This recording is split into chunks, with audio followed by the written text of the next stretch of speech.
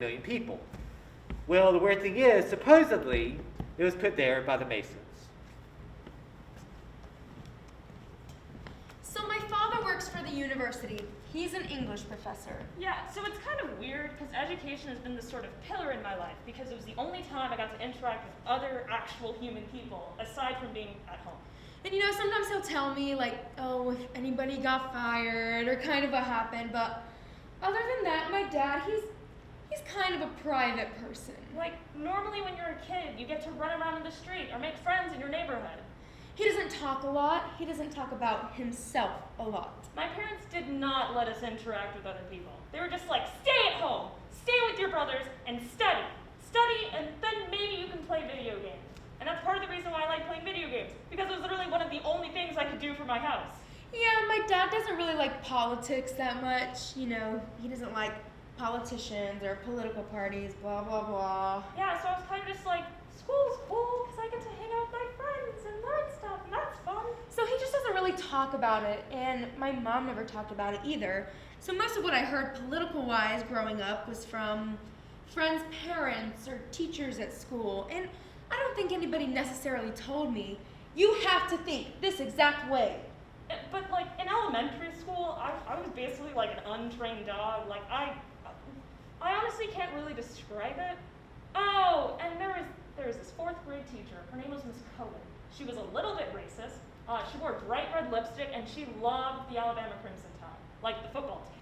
But the way a lot of people down here speak about their opinions is, if you don't share their opinion, they won't necessarily say, you're not allowed to think that way, but they will think very badly of you. And I mean very badly of you. Yeah, so she hated me because of the fact that I was like this untamed ball of energy, but then I was also doing really well in her class.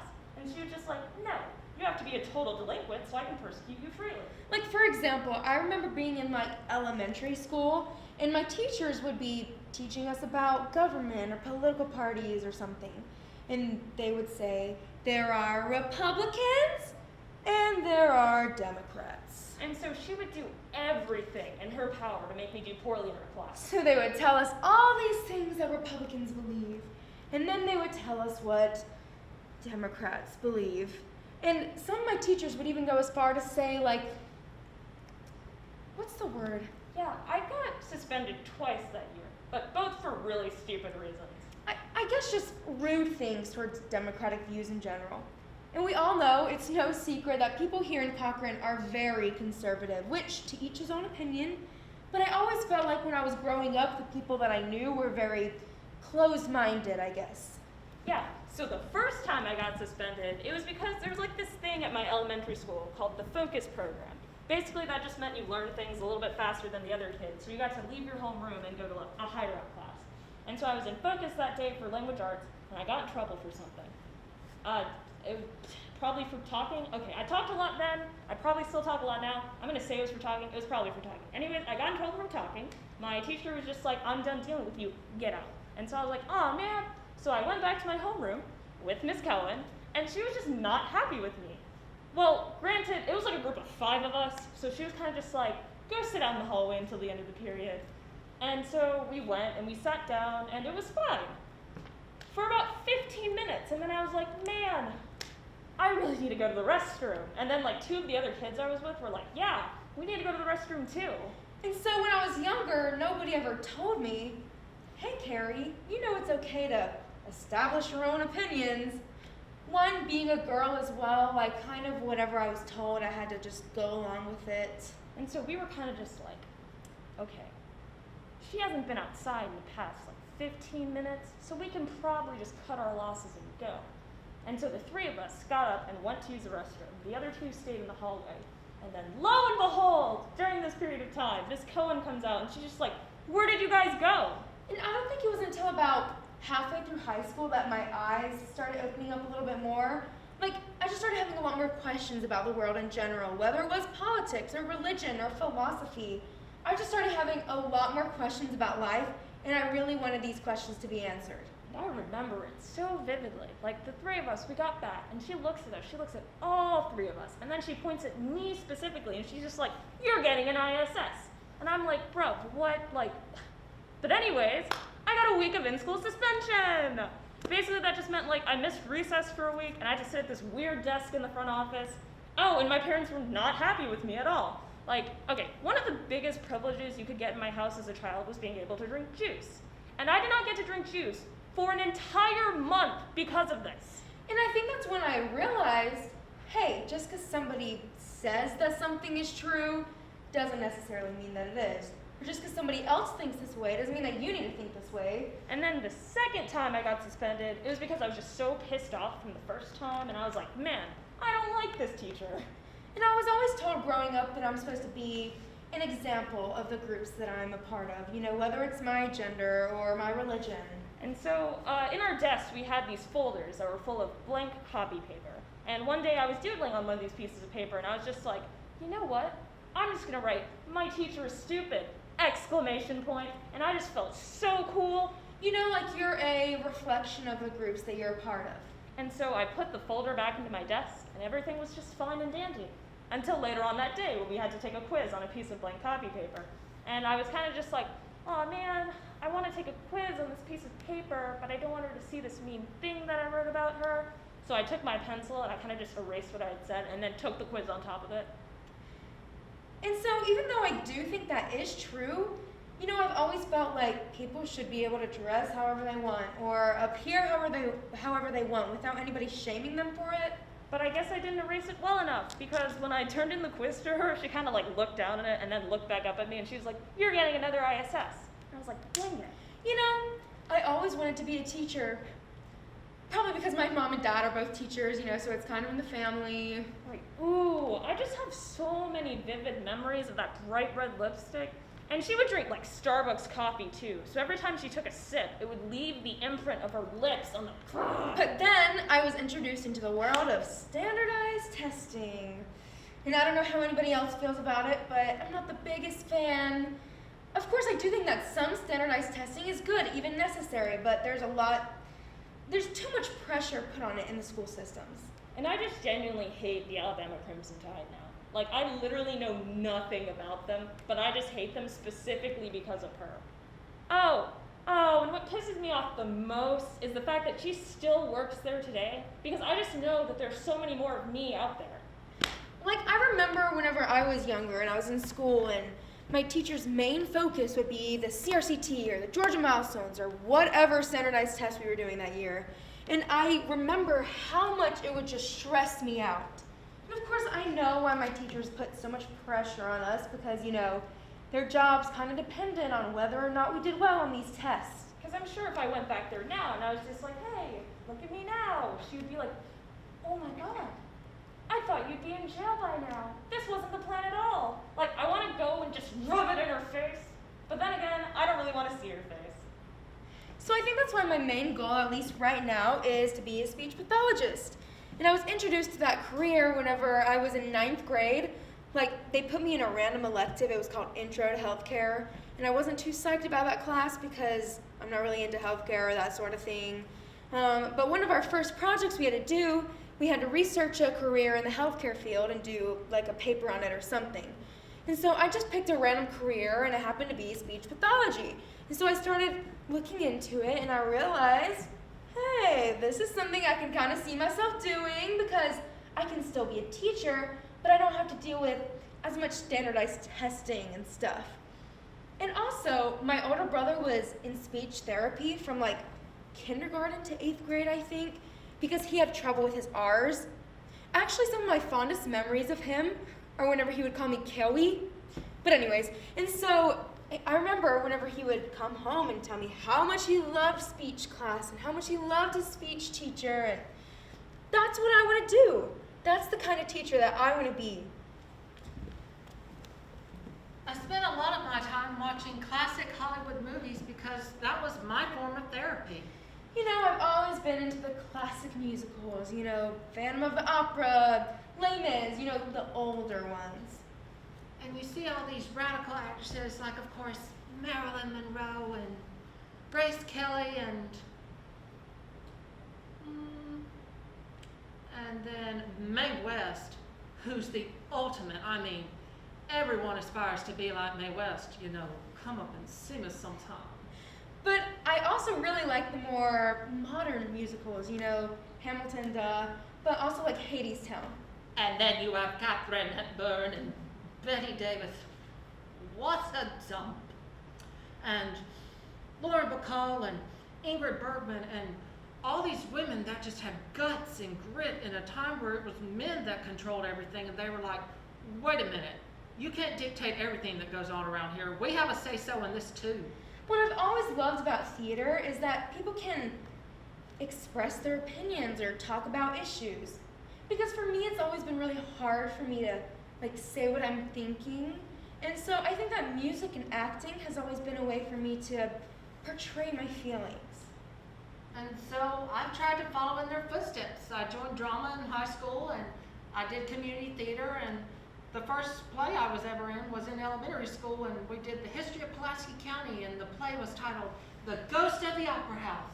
I did my first play when I was probably 4 or 5 years old. It was Robinson Crusoe. And then we did the almost true story of Hansel and Gretel, where we did a riff on the fairy tale, where it was like, what if Hansel and Gretel were not how you read them, but they were more of miscreants and hooligans and that type of thing? And I was a chameleon in that. So it was like all of the little kids were chameleons because it was a community theater. So there was like all ages, and the youngest kids were all chameleons, and I was the yellow chameleon. I was Inspector Wombat, so I was this British inspector from Scotland Yard, and I was on the hunt for Hansel and Gretel because I was the one that was arresting them, and so yeah, I was the one that was arresting them. I remember we had to put our fingers out like this, and we stuck our tongues in and out, and I did that with my best friend, and it was so much fun. I still remember being on that stage, even though it was so long ago, but I think that's what really sparked my love for theater. And then we did a production of The Best Christmas Passion Ever, and I was a priest in that production. When I was in high school, we did Seussical the Musical, and I don't know if anybody's familiar with that, but I played the role of Gertrude McFuzz. She's the bird with the one feathered tail. I think that was probably my favorite role that I ever played because I kind of felt like I was portraying myself in a way. And then I most recently did A Christmas for Carol, where the concept of the play was it centered on this veterinarian named Carol, and I played Winkle, who was the ghost of Christmas past, but the punchline of it was Winkle was a hamster, so I was this really chirpy, high, sweet voice like normal, so really wasn't much of a stretch for me. You see, I used to be really shy and not very outspoken. I'm definitely a lot more now than I used to be, but Gertrude McFuzz in Seussical, her character is very timid, and she has feelings for Horton the elephant, doesn't know how to tell him, and I kind of felt like I related to her, and she has a lot of growth throughout the play, and in a weird way, I kind of felt like I grew with her. It's one of my passions. It's what I want to do in life.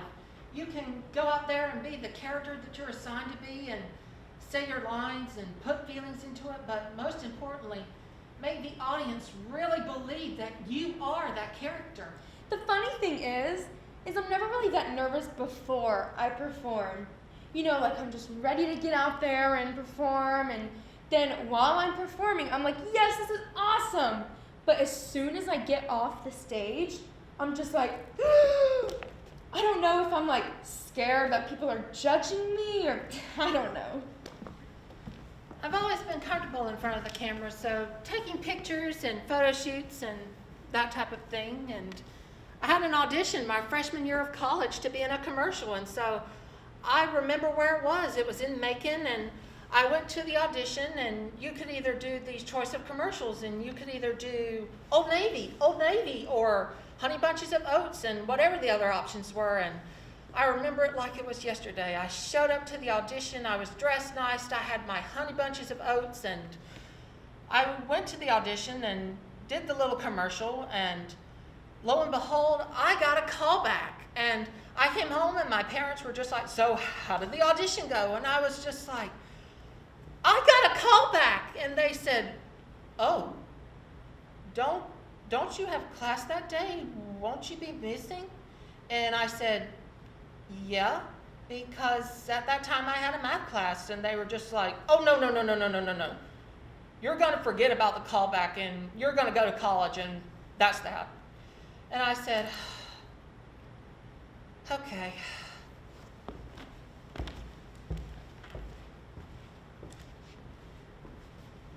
When I met Sam, or the first time that I saw Sam, right, we were at Elite Scholars Day. It's the Georgia Academy's open house. And I mean, there wasn't anything really different about it. I just saw her and thought I should get her number, you know?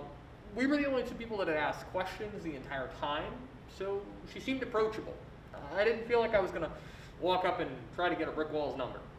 So, as you do, I picked my moment. I snuck away from my parents, I made sure I looked nice, and I walked over to where she was standing. And as I'm sitting there, running through my options in my head, trying to figure out what to say, her mom, from seemingly out of nowhere, comes up and stands right in between us. Well, I mean, I think it's pretty funny, considering her mom loves me to death, but the first time that I met Sam, we were moving into Anderson Hall, right? We were moving our stuff out of the Anderson parking lot into the building, and Sam had a shopping cart. So I helped her take the front of the shopping cart up onto the curb, not thinking anything of it, and my parents were instantly off to the races about how I needed to focus on school, how I wasn't here to be social, and I wasn't here to meet girls, right? They really drove that last point home, which didn't make sense to me, considering they didn't know about Scarlett, or about any of the interactions that I had had with her. Now, the first time that I talked with Sam was later that day. Our parents had left town, and we went for a walk and had a conversation. And the friendship that I found in that, and the camaraderie in that, was more poignant than any interactions that I had had with anybody up until that point. And then, about a month and a half later, Sam started to have psychological problems. A manic episode. A manic episode. Colin had been watching me and taking care of me that entire time, so by the time my parents got there, he was exhausted. He'd been running on little to no sleep. But the conversations that I had to have with myself, right, and finding where the limits were, that was harder for me than it was for Sam, because I had seen my dad help my mom like that. When they took me back to the hotel, I showered there, and I don't know how fucked up I seemed, but apparently it wasn't enough to where they were like, oh my gosh, we have to take you to the hospital.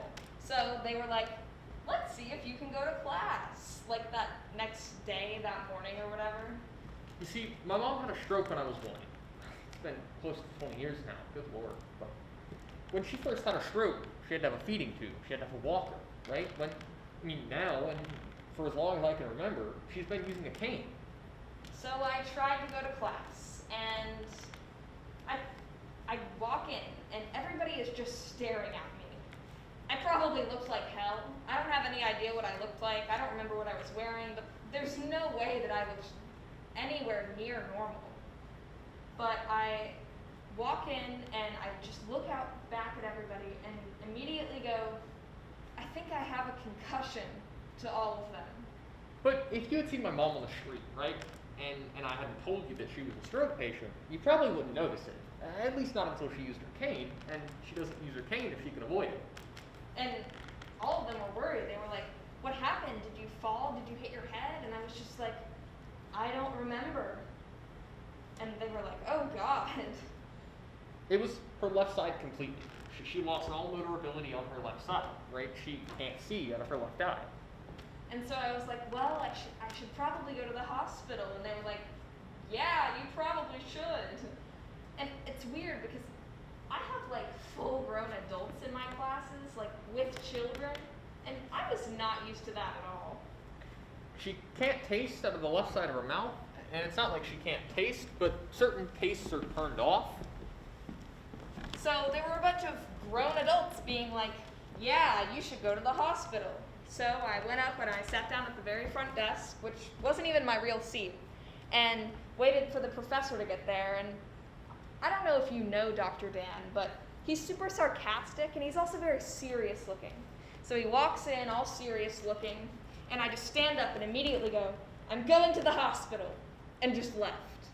Now, this is an anecdote, right? My mom has a hard time cooking. My mom has a hard time cooking because she cooks, and it's not like physically cooking is hard, but she tastes it after she's done, and it doesn't taste the way that she wants it to taste. But she just can't taste it that way anymore. But that's hard because my mom was raised very Southern, right? She was raised that she's supposed to cook and clean and keep house.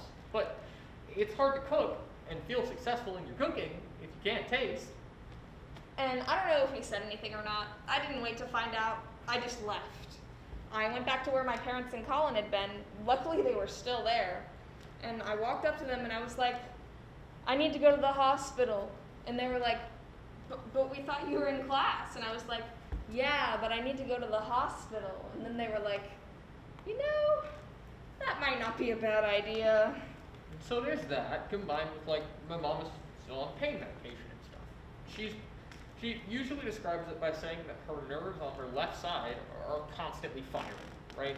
And she's told me on several occasions that she's on the same level of medication pain-wise that you would put a stage 3 or 4 cancer patient on.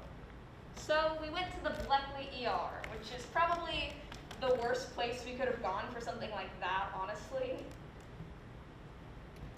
And I don't know how she does it. I mean, but when you have a stroke or when you have chronic illness, you learn to deal with the medicine and the routines. And we think she's having a psychotic break, is what they told my parents. And of course that freaked them out. They thought that I would never be the same again, that I would never go back to normal. They were really worried about me. Helping my mother physically is one of the things that I love to do because it makes her feel like she's being, or it makes her happier even if I'm the one digging all the holes to plant all the flowers. So they called my psychiatrist and, oh yeah, at the ER, I think they tried to like tranquilize me or sedate me or something, because a guy came up to me with a syringe and was like, all right, time to get a shot in the ass. And I was like, whoa, whoa, whoa, whoa, buddy, that is not happening. Because I was still completely paranoid. When my mom first had her stroke, she couldn't walk, right? She couldn't move anything on her left side. Now she gets around just fine. So yeah, you could say that there's a fight in there.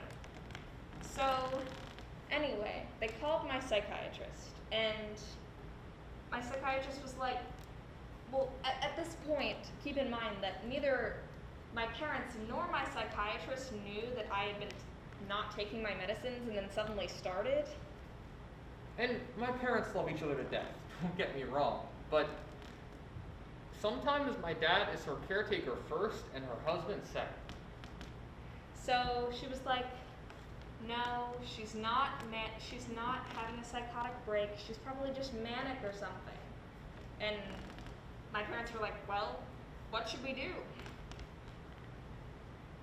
And what I mean by that, right, is that sometimes she'll be overexerting herself or she'll be doing something that she probably shouldn't be doing. And my dad will feel like he has to tell her. But he knows she's going to be upset with him if he does, but he feels he has to do it anyway because it's what's responsible for her health. So she was like, yeah, just take her with you to the beach. Don't overstimulate her and give her every medicine every day like normal as she's supposed to so that nothing is different and just let her relax or whatever. So growing up, that was the husband and wife relationship that I was exposed to. While we were at the beach, my middle sister was the only person out of my entire family that I trusted. And on the last day we were there, she convinced me to go with them down to the beach. But I kept my dad's keys with me in my hand as like a weapon. So I was ready to just, yeah! If anyone had approached me, I probably would have punched the shit out of them. So luckily no one did. Because I had seen my dad help my mom like that, my default was that. But then I had to remember that Sam's issue wasn't physical and probably wasn't crime, right? There's an internal struggle there that I don't really talk about. It happened over the course of a couple of days. After that, we were getting ready to leave, packing up the car, and I still had the keys, and they were in my hand, but I had like attached them to myself with a rubber band. And my dad was like, Sam, can you give me my keys? And I was like, why can't I have these keys?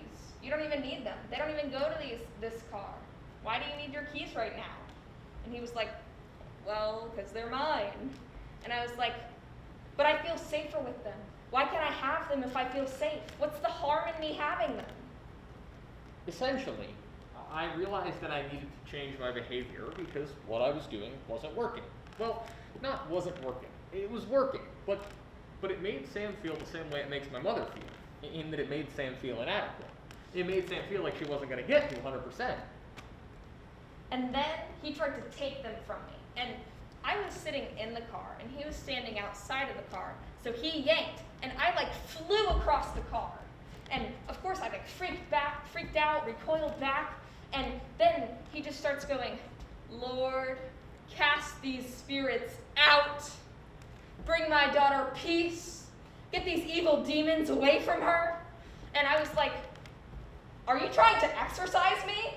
And he was like, no, I was just praying for you. And I was like, that's literally an exorcism. But I don't think that that was a result of the interactions with my father, right? The issues are different, and the things are different. With my mom, it is chronic. She never can get to 100%. Later on, my mom noticed that in the morning before I took my medications, I would start to get back to normal. You know, I would start acting like myself again, making sense. So she was like, I don't know about all these medicines. So she started only giving me like 1 or 2 a day of like, well, she didn't want to not give me my heart medication, but she stopped giving me the antidepressant and the stimulant for ADHD, and I improved for like 2 days. But my default was to approach it like my dad did with my mom, right? But in doing that, I gave Sam the implication that she wasn't going to recover, and I needed to change that, and I did. In the following months, I was put on various antipsychotics, like 4 or 5 of them, but each one I would just have an awful side effect from. Like, one of them I couldn't sleep at night, one of them I got a rash all over my body, one of them I gained 40 pounds in a month, which still haven't lost that. And after all that trial and error, we eventually gave up, and that was that.